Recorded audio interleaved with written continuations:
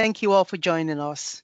Our session today is titled Student Success as the Core Measure of Institutional Resilience. This session today will be chaired by Professor Buge Apampa, who is already on the call. She's the Pro Vice Chancellor for Education and Experience at the University of East London. Our focus today is simple, but yet very profound and powerful. If universities are to be sustainable, then student continuation, belonging, progression, and their outcomes must be treated as core strategic indicators. So we will be focusing our session today on all of that. And Professor Buge Apampa will be giving us some opening reflections, which will be followed by a short panel discussion for roughly about 15 minutes. So we've got Professor Shan Waring and we've got David Bass from Advanced HE, who will be our guest as experts panel. We will then move into 3 breakout rooms. Each will be led by a facilitator whose role is to guide that focused, solution-driven discussion, but also supporting with a scribe. So there'll be a scribe in the room who will be taking notes whilst the facilitator focuses on the conversation in the room. So we'll come back into the plenary session where the scribe will then share key insights that are captured in the conversation, actions and challenges, so that these can be shared back, with everyone and, take away to be implemented at different institutions. So today, I'd want to challenge us to translate the insight that we're taking away into practical strategies that can be strengthened at our own institution to inform student success and institutional resilience. Just one warning though, we're going to be recording the session fully. So if you don't want to be on the screen, can I ask you to please switch off your camera? But we would like to see everyone's faces on the screen. I'll now hand over to Professor Buge Apampa. Thank you, Jumi, and good afternoon once again to everyone and Happy New Year.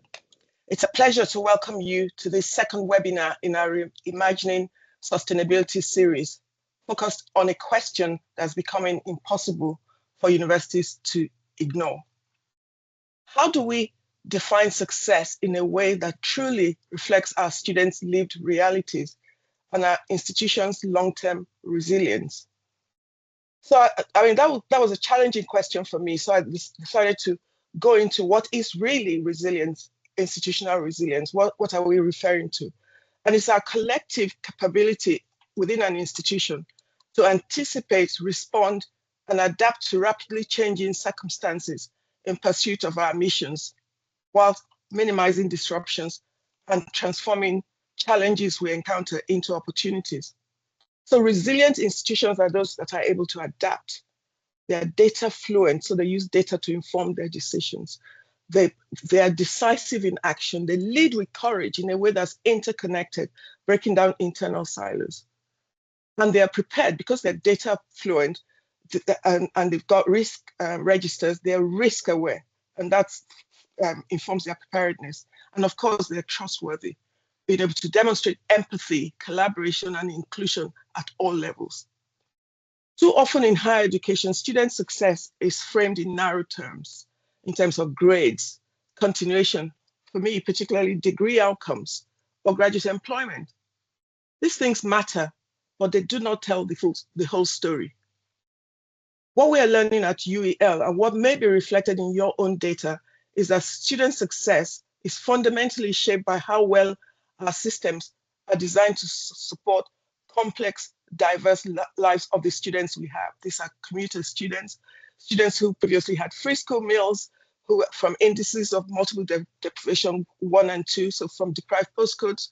These are mature learners, disabled students, and students from the global south, global ethnic majority students, as we call them at UEL. These students are not just failing within our systems may be too often failing them. So the provocation we're offering today is this: if student success is fragile in your institution, then so is your sustainability or your institutional resilience.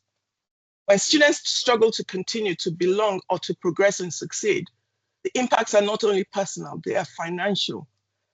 Financial, affecting themselves, affecting their families, affecting their communities. It's also reputational for us and a strategic issue. That is why the conversation today is not about deficit remediation or supporting the needy. It's about how we can employ curricular, pedagogy, assessments, data, and leadership to align or misalign with the students we are called to educate. So as we move into today's discussion, I would like to invite you to reflect on 3 questions. Where in your institution do patterns of student success reveal deeper systemic weaknesses? Which groups are telling you through their outcomes that something in your strategy is not working? And what one change could you make in the next academic year that would materially improve both student lives and institutional resilience? As you consider these reflections, and before we move on to the panel discussions, I would like to invite you to share some initial thoughts via Mentimeter. This is not to test you, but to capture where our collective thinking is at right now. You'll see a question on your screen showing now, asking you to reflect on how clearly you currently see the connection between student success and institutional sustainability. There's no right or wrong answer. What matters is where your thinking is right now. And just to say, we'll return to these same questions at the end of the session to understand whether today's discussion has enabled a shift or has strengthened or clarified what you're thinking and what that might mean for leadership and decision-making in practice. With that framing, I'm delighted to open today's panel discussion, but please respond to the Mentimeter.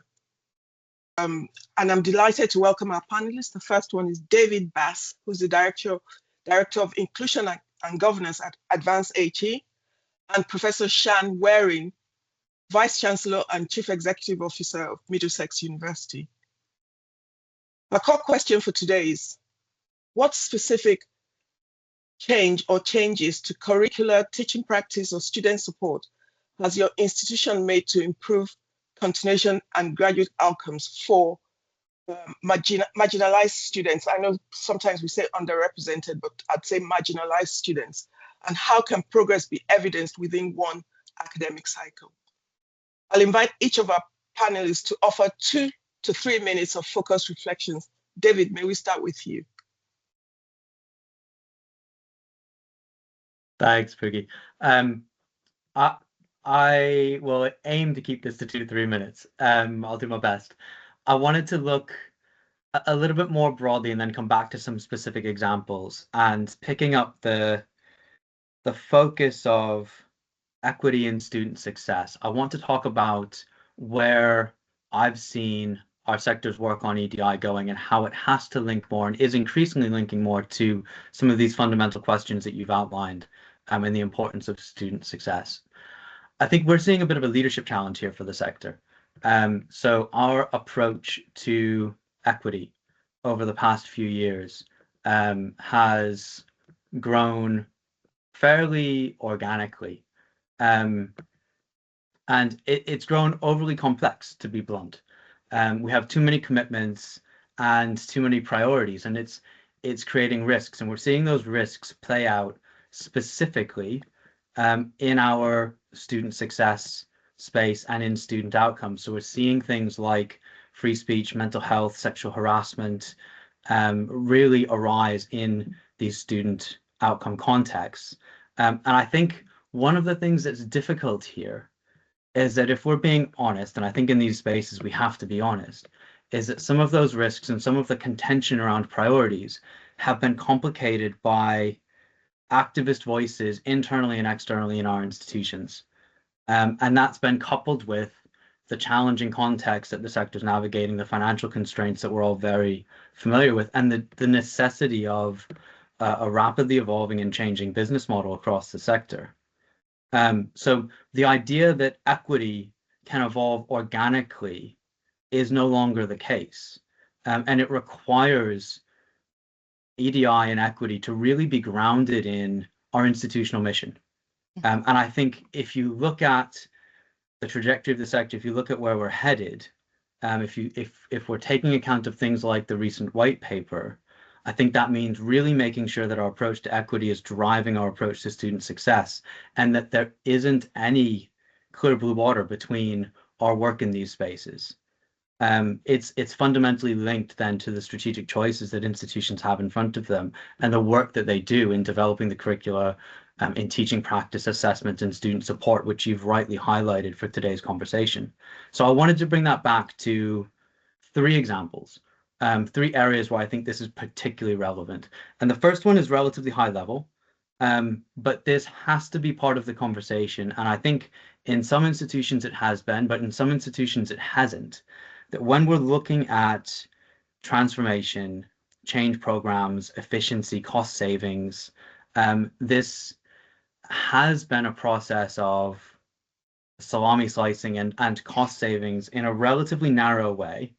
But I don't think that's sustainable. And I think there's increasing recognition that we have to be looking at our business models overall, and we have to be building in the kind of the core logic of how do we enable student success for all of our students, and equity and belonging have to be grounded within that context. So that's the first example. The second example is really challenging, but it's around community cohesion. So we have to be able to engage with wider society. It's part of the value of higher education, is our contribution to societal challenges, but they also come directly into our communities and campuses, and they affect our student outcomes. So we are increasingly seeing, and I think there's some really exciting pockets of practice around community cohesion, but work on trans inclusion, work on protected beliefs and gender critical feminism, work on anti-Semitism and Islamophobia, increasingly has a very pragmatic focus. And so we're not just looking at some of those bigger questions of how do we have dialogue and how do we facilitate conversations between community groups, but it's coming down to actually how do we support colleagues to work together? How do we support students to be able to study and research together? And for me, seeing the progress on the ground in different institutions in those spaces where you have people with very different views, very different lived experience, but we've created environments where they don't have to agree with each other, but we're getting along enough to be able to study and research together and work together. That is really exciting and really important work to continue to support. And then the final piece here, if we're looking at different priorities from an institutional lens, we're having to make some difficult choices. I also think you start to see some gaps in our institutional provision and work that maybe haven't been as visible. And one of the areas that I think will increasingly be highlighted is the challenge around disabled students and mental health in particular, and the work that is being done on things like competence standards, and enabling institutions to respond more agilely and appropriately where students are in a crisis and need support. And that's an area that I think the sector hasn't been as proactive as we perhaps needed to be, and I think needs to be a focus going forwards. And again, we have some institutions that have been really proactive in that space that we can highlight. So that was the really, really quick version, Buggy. I'm really interested to hear what Shan has to say as well. Thank you. Thank you, David. There's a lot you said there, and I'm scribbling away frantically trying to capture everything. But thank you for your very clear and practical perspective on how evidence and governance need to work together. But what I got really from that, Jimmy and others listening, is that EDI and equity has to be grounded in institutional missions. And we need to think of, whilst a lot of us are going through transformations, some of these transformations we're going through are not sustainable. David talked about the importance of community cohesion, and I really, really buy into that. And for us to, when we're looking at our institutional priorities, to also focus on those students who have challenges, like the disabled students or the students with mental health issues, and there are many other conditions that also matter. So thank you very much, David, and over to you, Shan. Oh, thank you. Thank you very much for inviting me to speak today. And a lot of what I say, I think, is closely aligned with what David said already as well. So I think this has always been core to our mission and core to our success. I think I guess the reasons we're talking about it today is that when we're financially constrained, the debate can often look as if we're doing additional things for students who've been traditionally marginalised or may not, or where we might have an awarding gap. So it looks like it's costing more, and I guess that's why it's a debate. But for me, it's absolutely core.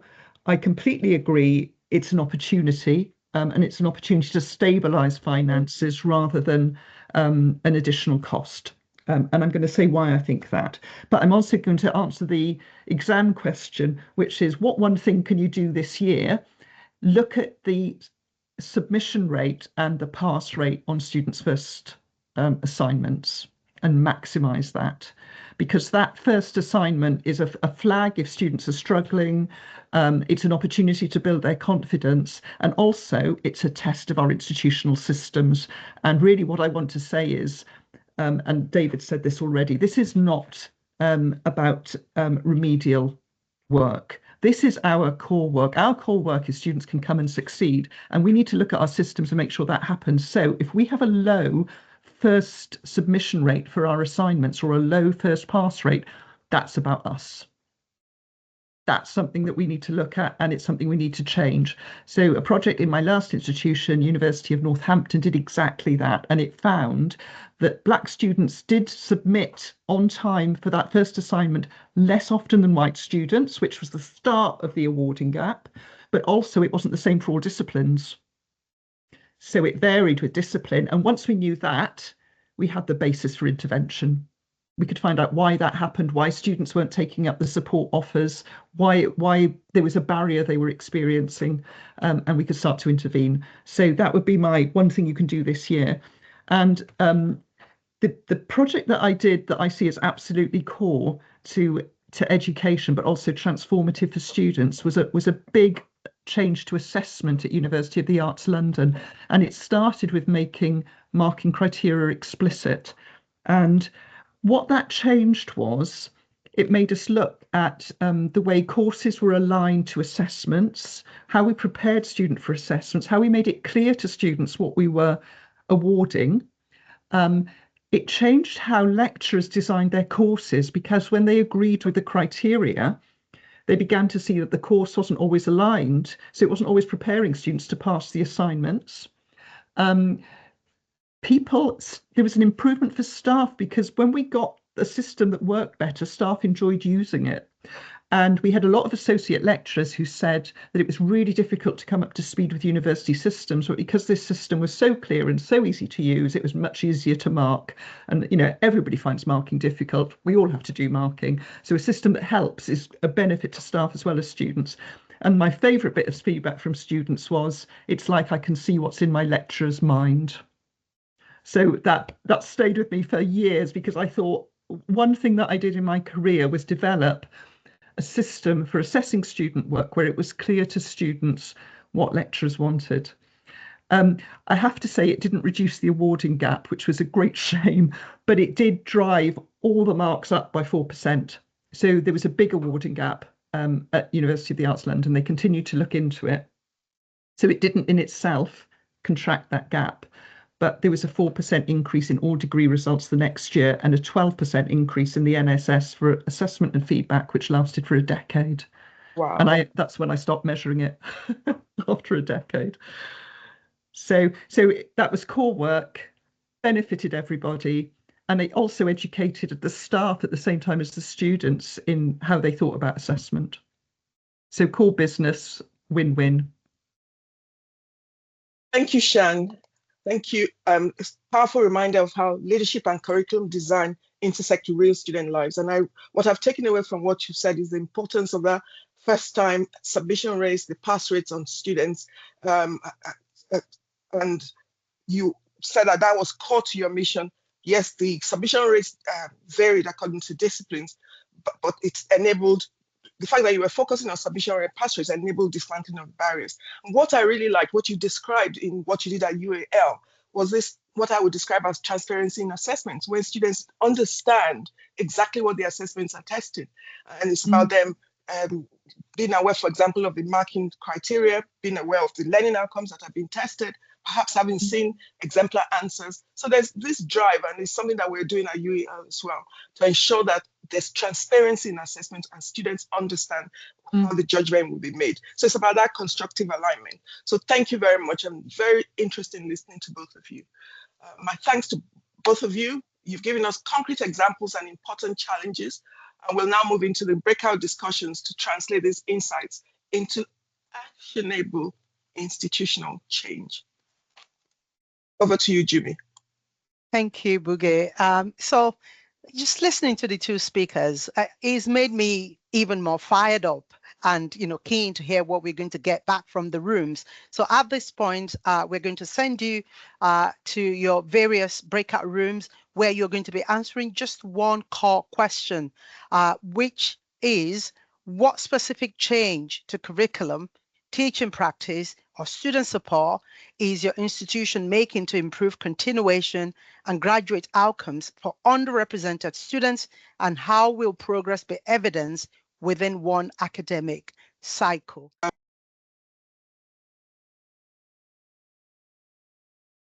Welcome back, everyone. I hope those discussions we just had were as rich and challenging as the one in room 3, which I was in. I'd now like to invite each breakout room, the representative from each room, to report back their headline actions.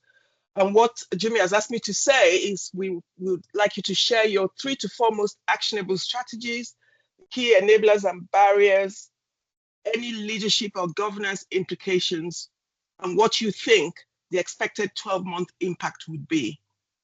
And what I would add to that actually is that think about the proxy measures you would use to track from quarter to quarter how those strategies are performing.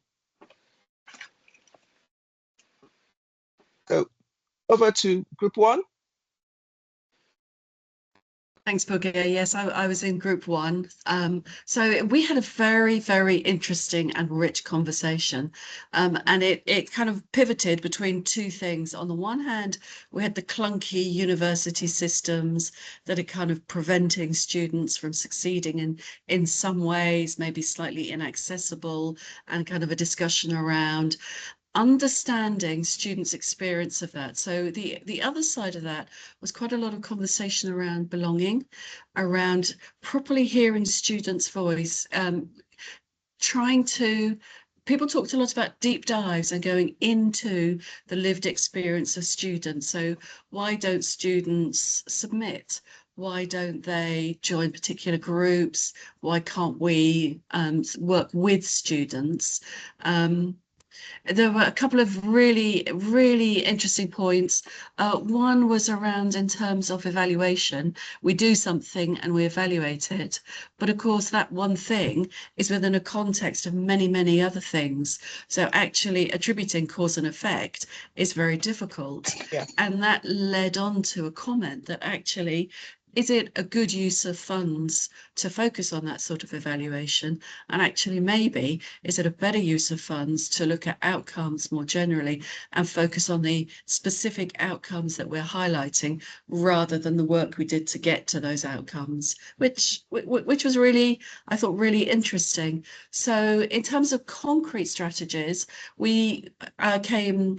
and thank you to Elizabeth for putting this together, a focus on transition across the whole programme. How are students transitioning in, across, and I would add out as well, so that they can move into good jobs?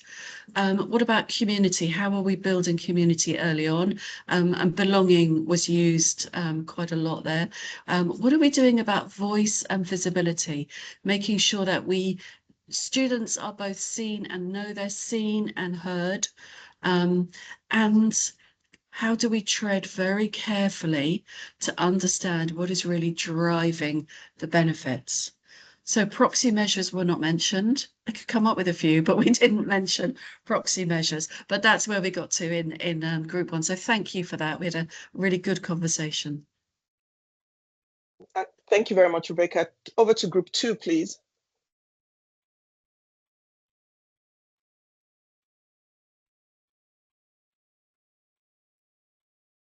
Hi, Banjo, shall I take that or would you like to? I could take that if Perfect. Yeah, okay. So in our group, we had a wide-ranging debate or conversation, looking at what different universities in different settings are doing. So we started from that point retention projects, the purpose of which is to look at pass rates and then looking at awarding gaps from that, but looking at it from a level 4 point of view as opposed to a level 6, so that support can be woven in to helping the students not only stay but continue and progress. There was mention about the data-driven approach as well, and the actions to address inconsistencies within that data set as well. This came from Hardeep from DMU, which is quite interesting to hear. The involving students in making the assessments authentic was also a very important point that came out. I think Joshua mentioned about theory and practice and layers of assessment, and including a peer-led strand to how assessments are developed, but also categorical markings that are designed with students. And this point of appraising the student from a holistic point of view, so that all their needs can be met. We looked at, then we got to the point of the importance of the institution itself, looking at all of this and applying all of this through an equity and inclusion lens. And then I think Richard Basker mentioned about principles of inclusion, which really are contingent on relationships. So we came back to this one thing about the voice and the visibility of the student and how well they feel they belong to the organization or a sense of belonging within. I think we rounded up on not necessarily a negative, but an interesting point that I think would be an organizational point to look at. The shift from a student deficit model to a staff deficit model. And I think Hardeep made that point there, which ties into the final point that was made by Richard, which is, whose responsibility is this? And the answer was, well, everybody's responsibility. But then who is ensuring that everybody is doing that? And how are the staff ensuring, how is the institution ensuring that the staff are supported to build those essential relationships? So for just in conclusion, the relationship seems to be the most important thing that keeps a student locked in to continue to progress in their educational journey. Lisa, did I miss out anything? Thank you, Banjo. Very interesting. No. Over to group 3, please. Thank you. Thank you very much, everyone. And I'd like to start off by just saying thank you to Lizelle for a very effective facilitation, and to everyone in the breakout room. As Boogie mentioned earlier on, room 3 had so many interesting and rich contributions, so much so that I don't think I will be able to do it all justice in the little time that I've got. So again, thank you for the summary that's been shared in the chat section, but I'll try my best to run through at the top level the things that were discussed. So we started off with a point around reflection. So introducing elements of reflection, not just pre-entry for students into school, but within courses, so even after they've started. And it was mentioned that reflection definitely has some evidence-based contributions towards progression. There was a follow-up question around how this reflection is actually carried out. And it was further explained that reflecting on skills and skills development and using different modules of reflection, particularly one that was developed by students from Queensland in Australia, seemed to contribute a lot towards progression. We then went on to someone else then shared information on return from intermission. And whereas this might not affect a very large population of students, but regardless, as Boogie would always say, students should not be looked at as numbers, right? So even if it's just one student, we should ensure that we're doing the very most that we can to impact that student's life. So yes, return from intermission might not necessarily affect a majority of student population, but it definitely does affect a small group of students, especially matured students. And the focus around that was, what do universities do to support students that are coming back from intermission, for whatever reason that intermission might be? What do we do to support them after they've come back from intermission? And then someone also shared, and I like this quote: "Where am I in the curriculum?" They started off by saying good policies are present in almost every institution. Everyone has very sound policies, very good documentation, but then intention and attention gap exists. This is the first time I'm hearing that, so I might be copying that as well. Intention and attention gap. So yes, it's all well and good that we have the documentation and everything, but the actual intention that goes beyond the letters, the paperwork, and push these things into reality. What do we do about that? And then they also mentioned racial literacy being a key part of the work that they do within their school. And then also assessment literacy was another point that was discussed, and building students' confidence in seeking help. This was from UEL staff. So they also mentioned that at UEL we currently have a credit-bearing module at every level, which is the mental health module. So this is what we do at UEL to sort of help support students and provide them that extra help in accessing and using all the resources that we have available for them. We also then have the contribution around the 4 C's, all 5 C's, that can help with reducing the degree awarding gap. And I believe Lizelle has helped with putting details of that in the chat. We can read that later on. And I'll just mention before I wrap up quickly, another key point that was mentioned was contextual admissions. And I might not be able to do this justice. So again, I believe it's been explained. Amy has explained that a little bit in the chat section. We can read a little bit more about that. Contextual admissions, it's something that is being practiced or being used by some Russell Group universities at the moment. But she mentioned that there is no faculty integration with contextual admissions, and that's something that they're currently looking at her university.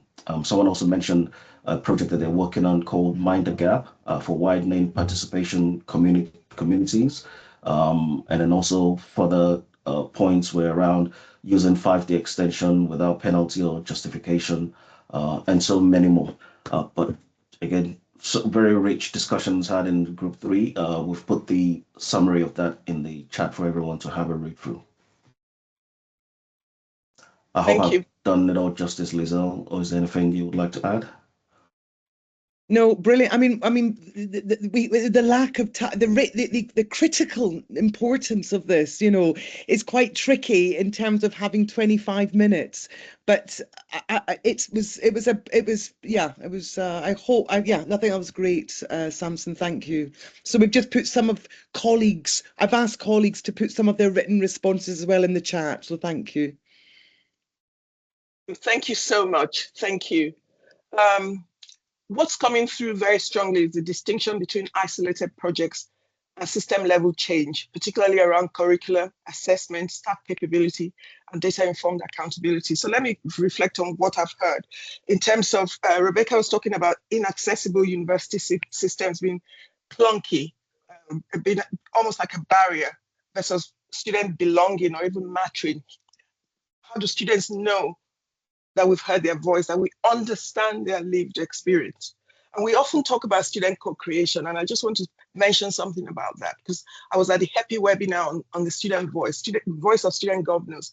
One of the barriers to the student voice is this perception of the white-led sort of hierarchy in universities.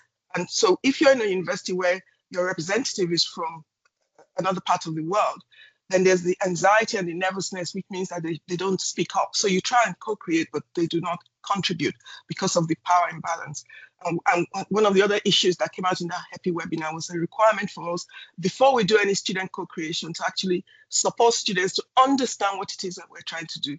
Make sure that they understand the jargon, you speak to them, you relax them before you, and give them the agenda items beforehand, so they've gone away and thought about it in a safe space, and then they come back, and then you can actually get the student voice.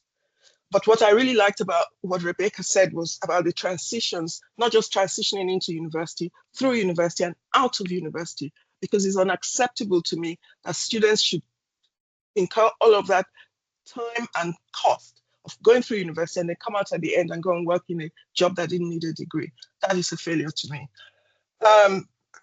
But we talked about system level change, and what Banjo said was actually very critical for me as an executive board member, that inclusion is contingent on relationships.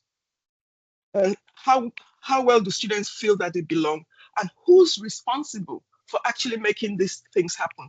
How is the institution helping staff to build these relationships? Because yes, I can say you have to do this, you have to do that, but how am I actively supporting you, giving you the skills and the space and the time to do what you need to do to arrive at what we need to arrive?